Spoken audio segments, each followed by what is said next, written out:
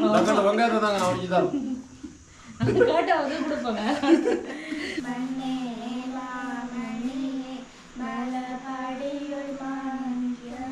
உணவுக்கு வெட்டியெல்லாம் முதலையும் கொண்டிருக்குது. ஓ எல்லாம் வெட்டி கொஞ்சம் கழுவி எல்லாம் வச்சுட்டோம். ரெடி ஆகிட்டுது. நீ அடுப்பில் வச்சு வைக்கினா சரி.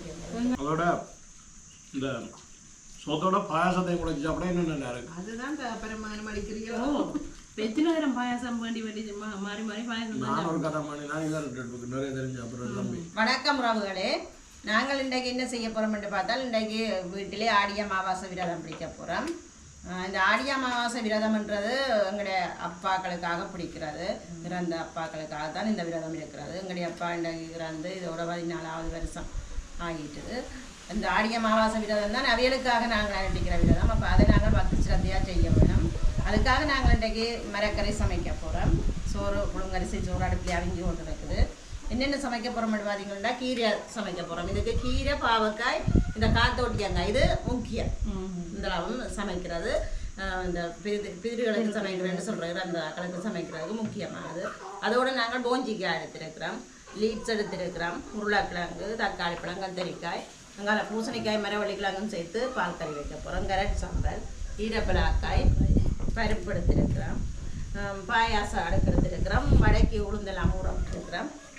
இதெல்லாம் இன்றைக்கு செய்து படைக்க போகிறோம்.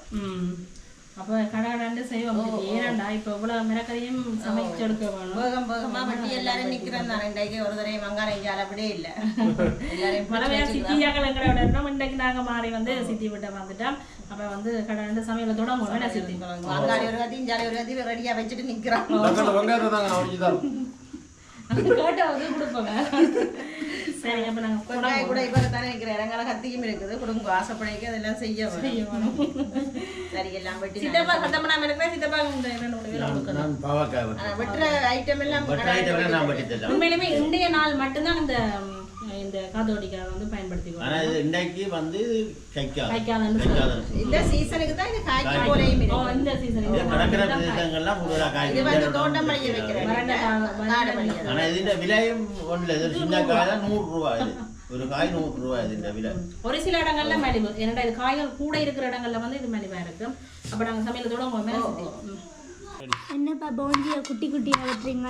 இது போஞ்சி இப்படி தான் வெட்டணும். சின்ன சின்ன வெட்டினா தான் கறிக்கு டேஸ்டாக இருக்கும். ஆக பெருசாக பைத்தாங்க மாதிரியெல்லாம் உடைக்கக்கூடாது. இப்படி சின்ன சின்ன வெட்டி போடணும். குட்டி வாயில் குட்டி குட்டியாக வெட்டி சமைச்சு கொடுப்போம். போஞ்சி நல்ல சாமான். பைத்தாங்க விட தரமான சாமான் போஞ்சி. போஞ்சி தான் விருப்பமே. விருப்பம். அதுவும் வெள்ளைக்கரை வைக்கணும். வெள்ளைக்கரை வச்சா சாப்பிடுவோம். நல்லா இருக்கும், டேஸ்ட்டாக இருக்கும். அதுக்கு கொஞ்சம் விருப்பம் குறைவு தான் போஞ்சி.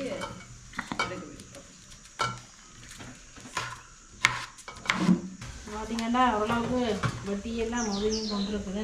ஓ எல்லாம் வெட்டி கொஞ்சம் கழுவி எல்லாம் வச்சுட்டோம். ரெடி ஆகிட்டுது. நீ அடுப்பில் வச்சு வைக்கினா சரி. வெங்காயத்தையும் தேங்காய் பார்த்து கொண்டிருக்குது. அது யார் கை வைக்கிற அந்த போட்டியில இருக்குது. சித்தப்பா வருவாரு பார்த்து கொண்டு இருக்காங்க. கத்திரிக்காய் வெட்டுறேன். இருந்து வெட்டோட குழம்பினா வெங்காயம் சித்தப்பா தான் விட வேணும். கடை நாங்கள் உடச்சிருக்கலாம். நீ எடுத்து போட்டோம். இளநீ எங்களுக்கு காய் மட்டும்தான் இளநீ தேவை. மற்றது தேவையில்லை.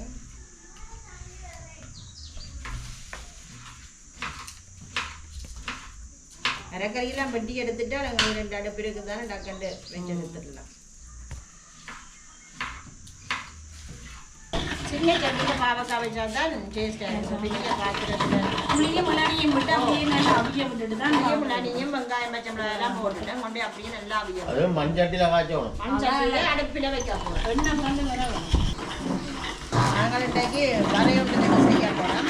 வரைய எப்படி செய்ய போகிறோம்னா இந்த சண்டியிலேயே லீட்ஸையும் செய்து தான் பறக்க போகிறோம். நல்ல டேஸ்ட்டாக இருக்கும். இந்த லீட்ஸுக்கு சண்டியில் சேர்த்து பார்த்தா எங்கள் மாயில மாதிரி தான் இருக்குது. சண்டியில் நல்ல நிறைய வருத்தங்களுக்கு இது தேடி தேடி சாப்பிடுது. சண்டி நல்ல குளிராக இருக்குது.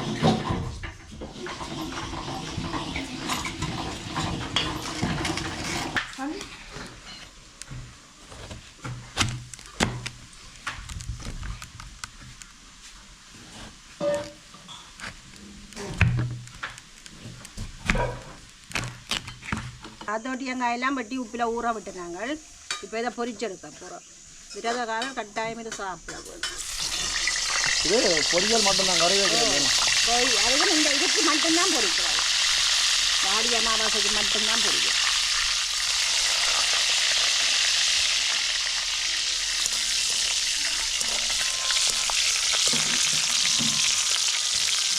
எங்களுக்கு காத்தோட்டி எங்காய் பொரிஞ்சிட்டுது நல்லா.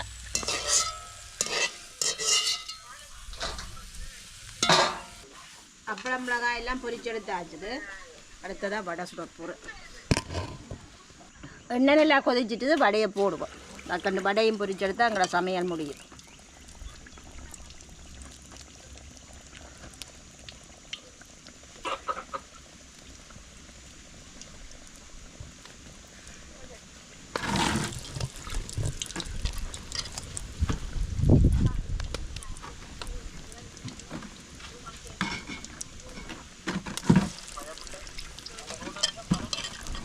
வடையெல்லாம் பொரிஞ்சிட்டது, போட்ட வடை பொரிஞ்சிட்டது இருக்கும்.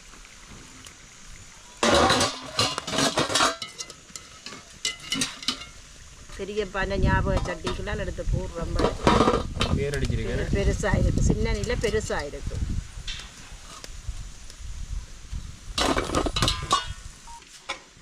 உருளைக்கிழங்கு தக்காளி பழம் முறைச்சாச்சு. அடுத்தது வந்து கீரை. இல்லை முதல் பால் விட்டு மசிட்டு எடுத்தாச்சு. யாரை விட்டு தேசிப்பில் சேர்க்கணும்.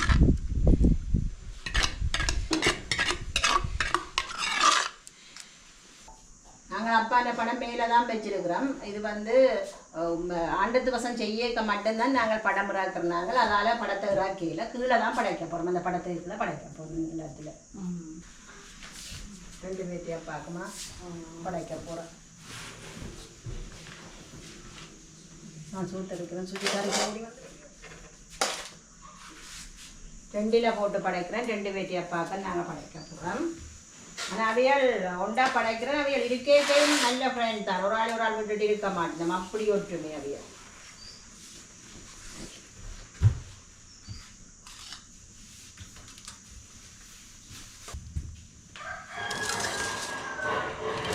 பாவக்காய் கறியும் படையலுக்கு முக்கியமான உண்டு.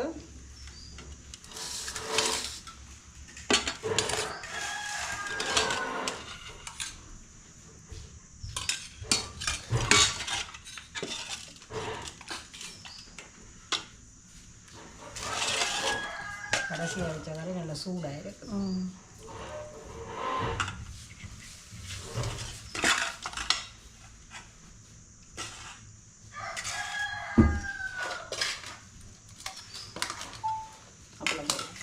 கறிகள் எல்லாம் வச்சுட்டோங்க.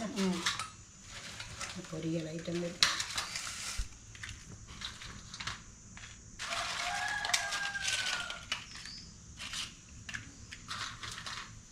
காத்தோடிக்கா சின்ன 2 வழியாக தெரியும். இது பொரிஞ்ச உடனே இன்னும் சின்ன வந்துச்சு.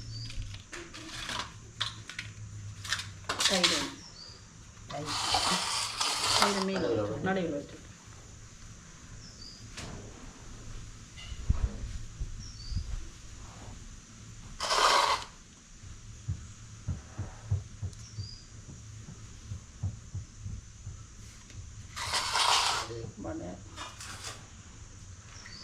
பாயாசத்தை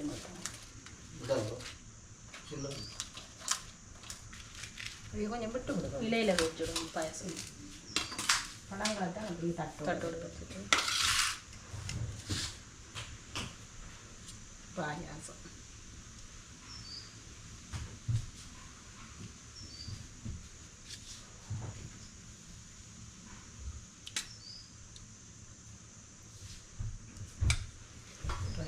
வச்சுட்டோன்னா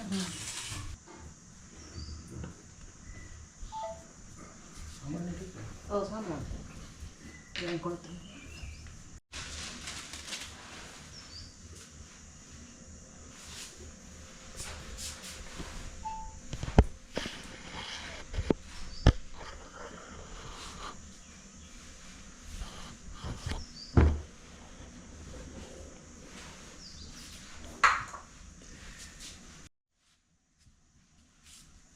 மண்ணே வாமணியே மலபடியுள் மாநிலவே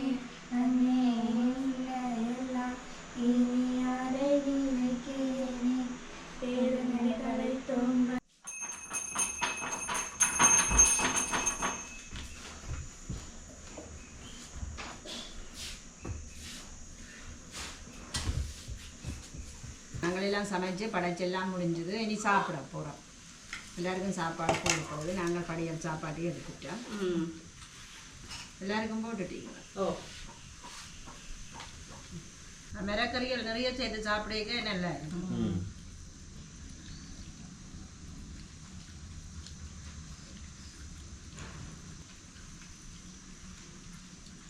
எந்த கறி நல்லா இருக்குன்னு சொல்லலாமே. உண்மையாக தான் நல்லா எல்லாமே இருக்கு. உப்பு சூப்பராக பொடி இருக்கு. எல்லாம் கணக்காக இருக்கும். விரதங்களுக்கு சமைக்க நாங்கள் அவங்கள வந்து உப்பு ஒன்றுமே பார்க்கவே இல்லை தானே. நான் உப்பு எல்லாமே கணக்காக இருக்கு.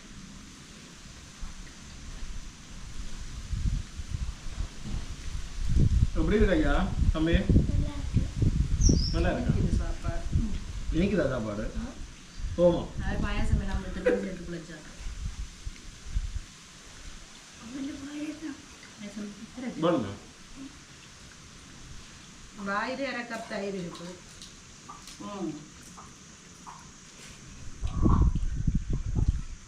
சூரியன் அப்படி பிழைச்சாங்க.